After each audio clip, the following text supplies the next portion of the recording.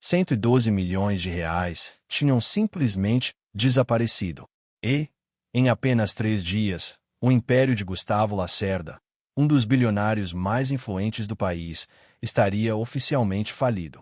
Consultores internacionais, auditores renomados, especialistas em fraudes, todos fracassaram. Ninguém conseguia encontrar o que estava drenando a fortuna dele. Ninguém, exceto Clara, a faxineira silenciosa que trabalhava ali havia 8 anos e que ninguém realmente via. Numa manhã qualquer, enquanto limpava o chão como sempre, ela percebeu um detalhe tão pequeno que qualquer pessoa ignoraria, mas que mudaria tudo. Clara chegava todos os dias antes do sol nascer. Pegava 2 ônibus, atravessava a cidade ainda meio adormecida e subia pelo elevador de serviço carregando o mesmo carrinho de limpeza que empurrava havia 8 anos. Naquele dia, porém, o clima dentro da empresa estava diferente. Era como se o prédio inteiro estivesse prendendo a respiração. Sussurros pelos corredores, portas fechadas, rostos tensos. Algo grave estava acontecendo, e Clara sentia isso no ar, mesmo sem ninguém lhe dizer nada. Gustavo Lacerda, o bilionário que construíra um império tecnológico do zero, estava trancado há horas no 41º andar. Diziam que perderá milhões em poucos meses, que investidores estavam ameaçando retirar apoio, que faltavam dias, talvez horas, para o colapso. Clara não entendia de finanças, mas entendia de gente. E sabia reconhecer quando alguém estava à beira do desespero. Ela já tinha visto esse olhar em outros rostos, em outras vidas. O olhar de quem está prestes a perder tudo. Enquanto empurrava o carrinho até a sala de reuniões principal, reparou nos papéis espalhados pelo chão. Não era comum. Aquela sala sempre fora impecável. Clara começou a recolher folhas, copos de café, pastas abertas, até que seus olhos pararam em algo que não fazia sentido. Uma linha de relatório, quase escondida entre tabelas gigantescas. Pequenos valores repetidos. R$ 9, R$ 18, R$ 27. Sempre nessa ordem. Sempre nas mesmas datas. Sempre nos mesmos horários. Ela franziu a testa. Já tinha visto aqueles números antes. Semana passada, em outro andar. 2 dias atrás, no escritório de um gerente. E hoje ali de novo, exatamente igual. Clara não entendia planilhas complexas, mas sabia reconhecer repetição. Sabia quando algo não era natural. E aquilo não era. Era como se alguém tivesse desenhado um padrão. Um que ninguém percebia porque parecia pequeno demais para importar. Clara respirou fundo. Pegou outra folha. O mesmo padrão. Outra. De novo. Seu coração acelerou. Não podia estar enganada. Não podia ser coincidência. Algo estava errado. Muito errado. E, pela primeira vez na vida, ela sentiu que talvez estivesse segurando uma peça do quebra-cabeça que todos os especialistas ignoraram. Mas quem acreditaria nela? Quem ouviria uma faxineira que ninguém enxergava? Ainda assim, Clara sabia. Se ficasse calada, aquele império ruiria. E milhares de vidas seriam arrastadas junto. Clara passou o resto da manhã inquieta. Cada sala que limpava parecia esconder mais pistas, mais pequenos números que ninguém jamais notaria. Era como se o prédio inteiro estivesse tentando sussurrar um segredo para ela. E só ela estava ouvindo. R$ 9, R$ 18, R$ 27. Sempre a mesma sequência. Sempre em transações minúsculas. Sempre nos relatórios que executivos deixavam largados como se fossem lixo sem importância. No corredor do 37º andar, ela ouviu 2 analistas conversando baixinho, sem perceberem que Clara estava ali. Se o prejuízo continuar nesse ritmo, a gente fecha em menos de um mês. Eu ouvi que o conselho já está discutindo demissão em massa. Você acha que o Gustavo sabe? Ele está desesperado. Dizem até que não dorme há 3 dias. Clara apertou o pano de limpeza entre os dedos. Pensou em sua filha, Bianca, de 10 anos, que sempre perguntava: Mãe, se a empresa fechar, você perde o emprego. Pensou no aluguel atrasado, na geladeira quase vazia, nos remédios da mãe que vivia doente. Se a empresa caísse, ela também cairia, e não só ela. Milhares de famílias. Milhares de Biancas. Ela entrou na sala do setor financeiro. Estava vazia, mas completamente bagunçada. Pilhas de papéis, pastas abertas, laptops fechados às pressas. Era como se todos tivessem fugido no meio de uma tempestade. Clara começou a organizar a mesa maior. E ali encontrou o que confirmou seus medos. 8 relatórios consecutivos, de meses diferentes, todos com o mesmo padrão absurdo. R$ 9, R$ 18, R$ 27, R$ 9, R$ 18, R$ 27. Como um coração batendo dentro da empresa. Sempre igual. Sempre escondido. Sempre ignorado. Ela respirou fundo. Sentiu as mãos tremerem. Precisava contar a alguém. Precisava avisar. Mas quem? E se zombassem dela? E se dissessem que faxineira não entende nada de relatório? Isso já tinha acontecido antes, e ela lembrava da dor. Clara guardou 3 folhas dobradas no bolso, escondidas sob o avental. No vestiário, no único momento de privacidade, tirou um papel velho de dentro de sua bolsa e começou a somar. Sempre a mesma sequência, multiplicada por centenas de transações por dia, por meses, por anos. Quando ela terminou as contas, o ar sumiu de seus pulmões. O número era tão grande que parecia impossível. 112 milhões de reais. Clara encostou na parede fria, o coração batendo no pescoço. Estava ali, diante dela. O que ninguém viu. O que destruiu o império do homem mais poderoso daquele prédio.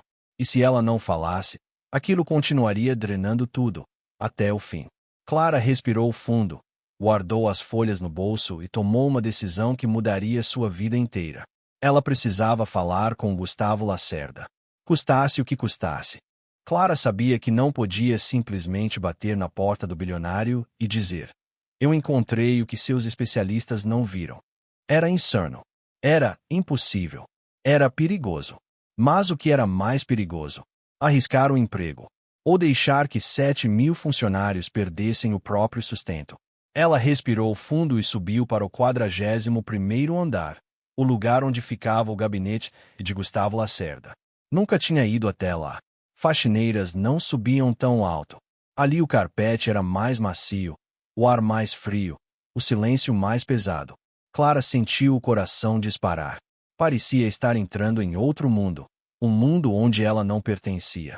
A recepcionista a viu e franziu a testa. "Moça, você tá no andar errado. Serviço é lá embaixo, tá? Eu preciso falar com o Dr. Gustavo", respondeu Clara, a voz firme apesar do medo. A mulher soltou uma risadinha curta e debochada. "Você? Com o dono da empresa? Tem agenda?" "Não, mas é urgente." "Querida, todo mundo acha que é urgente. Faxineira não sobe aqui para dar opinião em relatório." Segurança. 2 seguranças se aproximaram. Clara deu um passo para trás, mas não correu. "Eu só preciso mostrar algo. É sobre o dinheiro perdido." Tentou. "Tem auditor e consultor para isso." "Vamos, senhora, desça." Os seguranças a acompanharam até o elevador de serviço. As portas se fecharam. Clara sentiu o estômago embrulhar. Ninguém a ouviria. Ninguém acreditaria. O prédio inteiro tinha regras, e ela era a pessoa mais ignorada ali dentro. Mas havia algo que nem eles sabiam. Ela conhecia cada canto daquele lugar melhor do que qualquer executivo. E sabia exatamente onde tentar de novo. Clara esperou meia hora. Depois subiu novamente, mas dessa vez pelo corredor interno de manutenção. Um corredor estreito que só quem limpava ou consertava usava. Saiu direto atrás do gabinete de Gustavo Lacerda. Ela caminhou lentamente, o coração martelando no peito. Quando levantou a mão para bater na porta, uma voz ecoou atrás dela. "O que você pensa que está fazendo aqui?" Clara virou.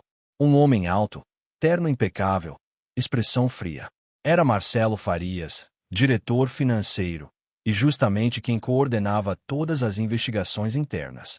Eu só queria falar com o Dr. Gustavo." "Sobre o quê?" perguntou ele, olhando-a de cima a baixo, como se avaliasse uma poeira no chão. Clara apertou os papéis no bolso. "Sobre os números. Eu encontrei um padrão que..." "Um padrão." Ele deu um sorriso torto, venenoso. "Engraçado. Um monte de gente milionária e pós-graduada não encontrou nada.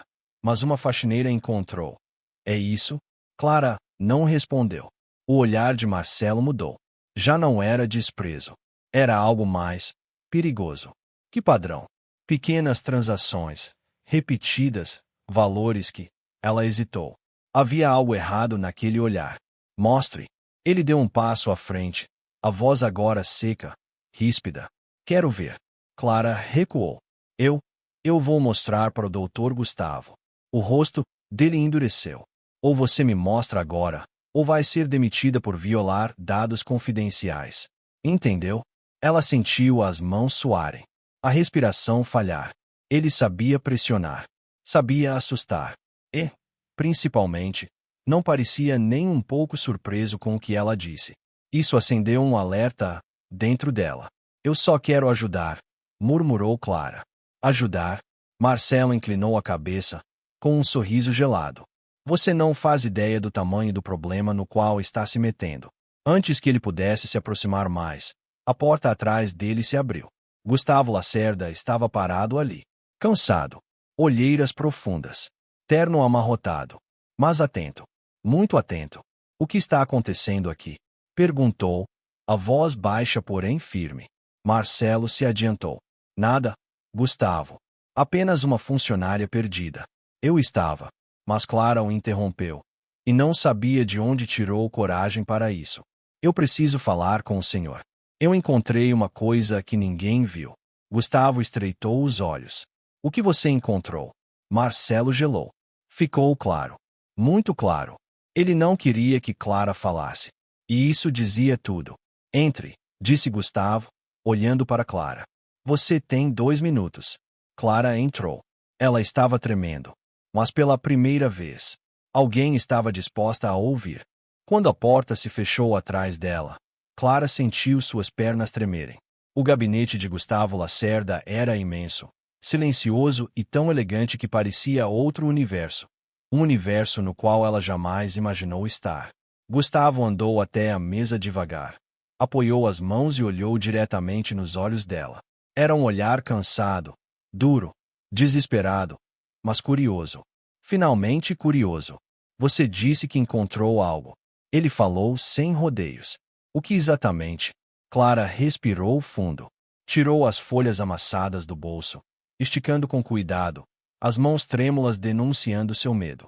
Gustavo franziu o senho ao vê-las. Papéis simples, dobrados, marcados por dedos nervosos. Não eram relatórios oficiais. Eram pedaços de uma verdade que ninguém quis enxergar.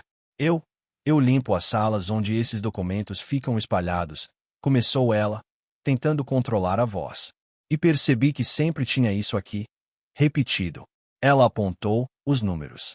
R$ 9, R$ 18, R$ 27. R$ 9, R$ 18, R$ 27. Sempre nessa ordem. Sempre nos mesmos dias. Em quase todos os relatórios. Gustavo puxou o papel, analisou com atenção. Isso parece taxa de operação padrão. Não nesse padrão, senhor. Clara retrucou com coragem que nem sabia ter, não repetindo constantemente, durante meses. Eu encontrei isso em mais de 20 relatórios diferentes. Todos iguais. Gustavo ergueu os olhos lentamente. E você somou? Sim. Ela abriu outro papel, ainda mais amassado. São microtransferências. Pequenas demais para alguém notar, mas multiplicadas por centenas de transações, todos os dias, durante muito tempo. Ela engoliu seco. Isso soma 112 milhões de reais. Silêncio. Um silêncio tão profundo que parecia pesar no ar. Gustavo deixou o papel cair sobre a mesa. Depois passou as mãos no cabelo, caminhou até a janela e olhou para a cidade lá embaixo. Clara achou que ele fosse rir. Achou que ele fosse dizer que ela estava errada. Achou que ele fosse mandá-la embora. Mas ele não riu. Virou-se devagar, com o rosto transformado. Me mostre, disse, agora com um tom completamente diferente. Me mostre todos. Clara abriu a pasta improvisada em seu bolso e retirou todas as folhas que havia guardado. Gustavo examinou cada uma. A mesma sequência. Sempre igual. Sempre oculta. Quando ele terminou, não parecia mais um bilionário perdido, Parecia alguém que finalmente enxergava onde estava o buraco. Ele apertou um botão no telefone. Bruna, traga imediatamente o diretor de TI, 2 auditores internos e o jurídico. Agora. Senhor. A secretária hesitou. Agora mesmo. Agora, Bruna. Segundos depois, ele se voltou para Clara. Quem mais sabe disso? Ninguém. Clara respondeu. Só. Ela hesitou. Só o diretor Marcelo. Eu tentei avisar, mas ele ficou agressivo. Ele não queria que eu viesse aqui. Essa frase fez algo mudar no rosto de Gustavo. Não era surpresa. Era confirmação. Claro que não queria, murmurou ele. Ele é diretor financeiro. Ele tem acesso direto aos sistemas de transferência. Só ele poderia autorizar quantidades desse tipo sem levantar alarme. Clara sentiu o estômago afundar. O senhor acha que foi ele? Eu não acho, Clara. Eu temia. Mas faltava prova. Gustavo segurou o papel com força. E você acabou de me dar a prova. Naquele momento, a porta se abriu. Entraram 4 pessoas, 2 auditores, o diretor de TI e um advogado. Todos se calaram ao ver Gustavo segurando papéis simples e uma faxineira ao lado dele. Fechem a porta, disse Gustavo, e ninguém sai até entenderem o que está acontecendo.